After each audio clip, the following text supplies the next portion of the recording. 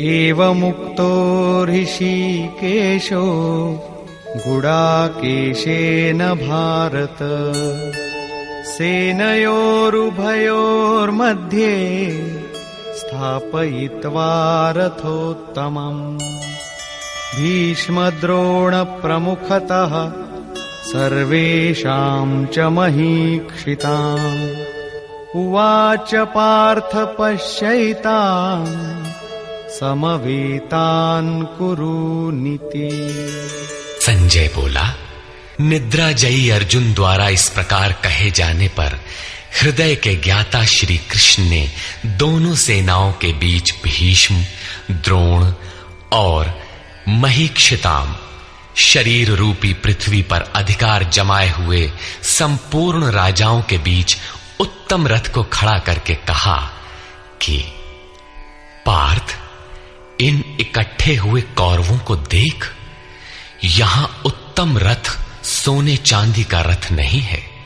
संसार में उत्तम की परिभाषा नश्वर शरीर के प्रति अनुकूलता प्रतिकूलता से की जाती है।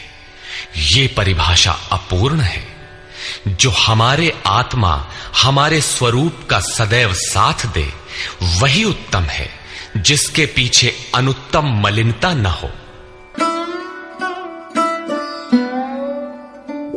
तत्रापश्यत् स्थितान् पार्थः पितॄनथ पितामहान् आचार्यान् मातुलान् भ्रातॄन् पुत्रान् पौत्रान् सखींस्तथा श्वशुरान् सुहृदश्चैव सेनयोरुभयोरपि।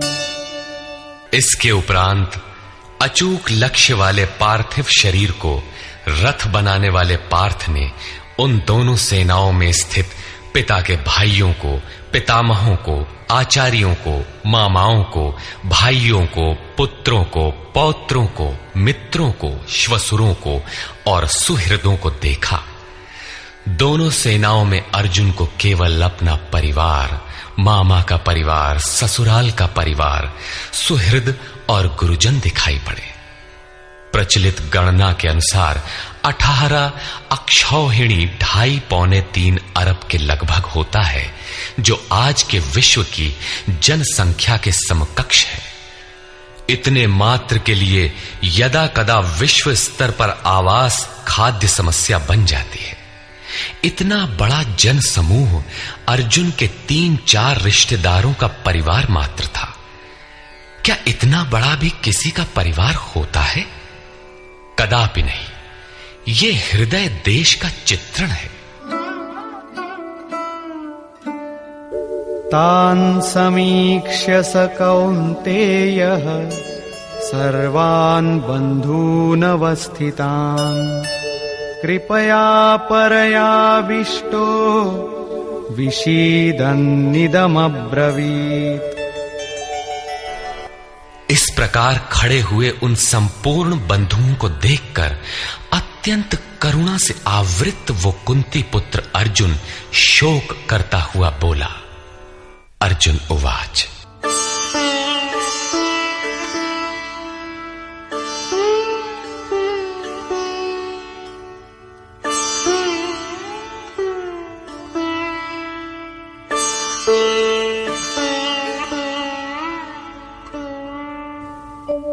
दृष्ट्वेमं स्वजनं कृष्ण युयुत्सुं समुपस्थितम् सीदन्ति मम गात्राणि मुखं च परिशुष्यति वेपथुश्च शरीरे मे रोमहर्षश्च जायते। हे कृष्ण, इस युद्ध की इच्छा वाले खड़े हुए स्वजन समुदाय को देखकर मेरे अंग शिथिल हुए जाते हैं, मुख सूखा जाता है और मेरे शरीर में कंप तथा रोमांच हो रहा है। इतना ही नहीं, गांडीवं स्रंसते हस्तात् त्वक्चैव परिदह्यते न च शक्नोम्यवस्थातुम् भ्रमतीव च मे मनः। हाथ से गांडीव गिरता है, त्वचा भी जल रही है। अर्जुन को ज्वर सा हो आया, संतप्त हो उठा कि ये कैसा युद्ध है जिसमें स्वजन ही खड़े हैं। अर्जुन को भ्रम हो गया। वो कहता है, अब मैं खड़ा रह पाने में भी अपने को असमर्थ पा रहा हूं। अब आगे देखने की सामर्थ्य नहीं है।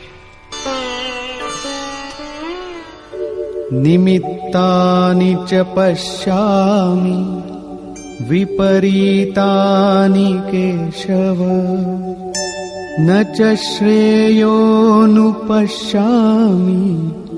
हत्वा स्वजनमाहवे। हे केशव, इस युद्ध का लक्षण भी विपरीत ही देखता हूं। युद्ध में अपने कुल को मारकर परम कल्याण भी नहीं देखता हूं। कुल को मारने से कल्याण कैसे होगा?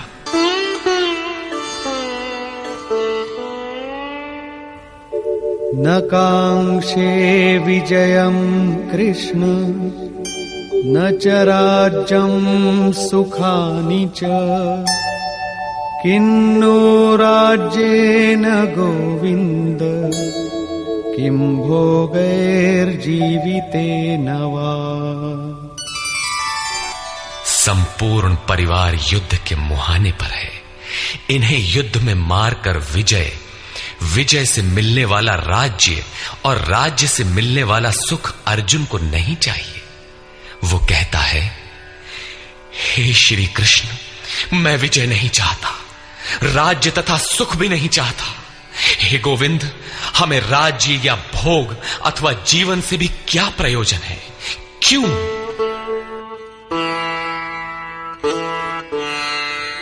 येषामर्थे काङ्क्षितं नो राज्यं भोगाः सुखानि च तैमेव स्थिता युद्धे प्राणान् त्यक्त्वा धनानि च। हमें जिनके लिए राज्य भोग और सुखादिक इच्छित हैं, वे ही परिवार जीवन की आशा त्याग कर युद्ध के मैदान में खड़े। हमें राज्य इच्छित था तो परिवार को लेकर, भोग सुख और धन की पिपासा थी तो स्वजन और परिवार के साथ उन्हें भोगने की थी। किंतु जब सब के सब प्राणों की आशा त्याग कर खड़े हैं तो मुझे सुख राज्य या भोग नहीं चाहिए। ये सब इन्हीं के लिए प्रिय थे। इनसे अलग होने पर हमें इनकी आवश्यकता नहीं है। जब तक परिवार रहेगा तब तक ये वासनाएं भी रहती हैं। झोपड़ी में रहने वाला भी अपने परिवार, मित्र और स्वजन को मारकर विश्व का साम्राज्य स्वीकार नहीं करेगा। अर्जुन यही कहता है कि हमें भोग प्रिय थे, विजय प्रिय थी, किंतु जिनके लिए थी, जब वे ही नहीं रहेंगे तो भोगों से क्या प्रयोजन? इस युद्ध में मारना किसे है?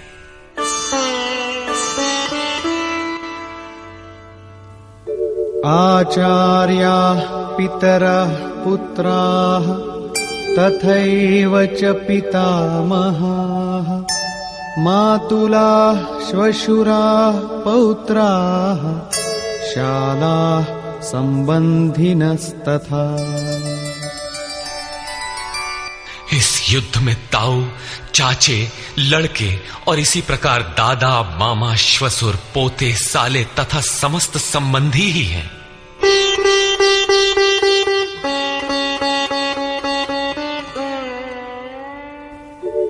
एतान्न हन्तुमिच्छामि घ्नतोऽपि मधुसूदन अपि त्रैलोक्यराज्यस्य हेतो किन्नु मही कृते।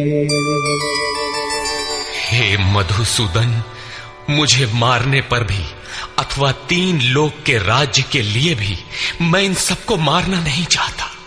फिर पृथ्वी के लिए कहना ही क्या? 18 अक्षौहिणी सेना में अर्जुन को अपना परिवार ही दिखाई पड़ा। इतने अधिक स्वजन वास्तव में क्या हैं? वस्तुतः अनुराग ही अर्जुन है। भजन के आरंभ में प्रत्येक अनुरागी के समक्ष यही समस्या रही है। सभी चाहते हैं कि हम भजन करें, उस परम सत्य को पालें, किंतु किसी अनुभवी सद्गुरु के संरक्षण में कोई अनुरागी जब क्षेत्रज्ञ के संघर्ष को समझता है कि हमें किन से लड़ना है, तो वो हताश हो जाता है। वो चाहता है कि हमारे पिता का परिवार, ससुराल का परिवार, मामा का परिवार, सुहृद, मित्र और गुरुजन साथ रहें, सभी सुखी रहें और इन सब की व्यवस्था करते हुए हम परमात्म स्वरूप की प्राप्ति भी कर लें।